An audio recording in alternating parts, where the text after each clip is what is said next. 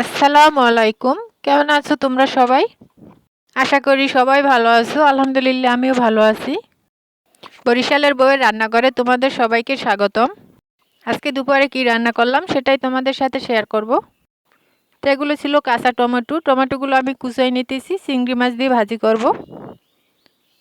খুব ভালোভাবে ঝাঁপিতে করে ধুয়ে নেব যাতে আটিগুলো সরে যায়। আর অন্যদিকে চিংড়ি মাছগুলো কুটে নিছি। এগুলো ছিল বৈরাগী মাছ, আলু দিয়ে চচ্চড়ি করব। আর এখানে ছিল গরুর দুধ। তো প্রথমে আমি বৈরাগী মাছগুলো মেখে নিব। তো এখানে দিয়ে দিলাম আলু কুচি, বৈরাগী মাছ, আর দিয়ে দিলাম পেঁয়াজ কুচি, কাঁচামরিচ ফালি, রসুন আর জিরা বাটা, লবণ, হলুদের গুঁড়ো,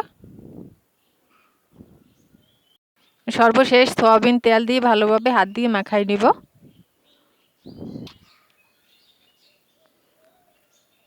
এভাবে হাত দিয়ে মাখাইয়ে যে কোনো মাছ তরকারি রান্না করলে খেতে কিন্তু দারুণ মজার হয়।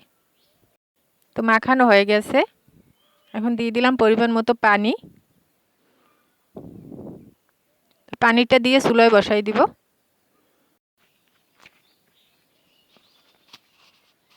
চুলায় বসাই দিলাম। তো কিছুক্ষণ ডেকে জাল করে নিব। তো কিছুক্ষণ পর ঢাকনাটা তুলে উপর দিয়ে দিলাম ধনিয়া পাতা কুচি। ধনিয়া পাতা কুচি দিয়ে আবারও কিছুক্ষণ জাল করে নিব, একদম ঝোলটা টানাই ফেলবো। তো বৈরাগী মাছের চচ্চড়ি রান্না শেষ। কড়াইটা নামাই নিব। এরপর আবারও চুলায় কড়াই বসাই দিয়ে দিলাম সব কাঁচামরিচ আর পেঁয়াজ কুচি টমেটো ভাজি করার জন্য।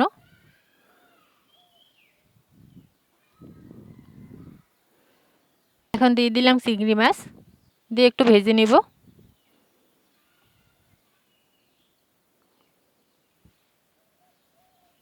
ভাজা হয়ে গেছে। অল্প পরিমাণে পানি দিয়ে দিলাম।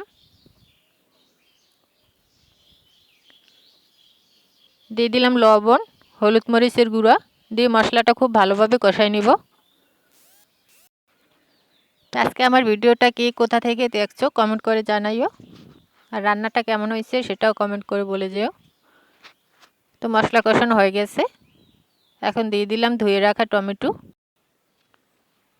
তো টমেটোগুলো দিয়ে একটু হলুদ মরিচের সঙ্গে মিশিয়ে কিছুক্ষণ ঢেকে দিব।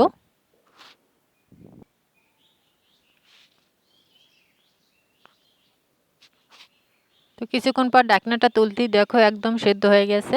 আর কালারটা এভাবে কাঁচা টমেটো চিংড়ি মাছ দিয়ে রান্না করলে খেতে কিন্তু দারুণ। তো আজকের রান্নাগুলো কেমন হয়েছে নিশ্চয়ই কমেন্ট করে।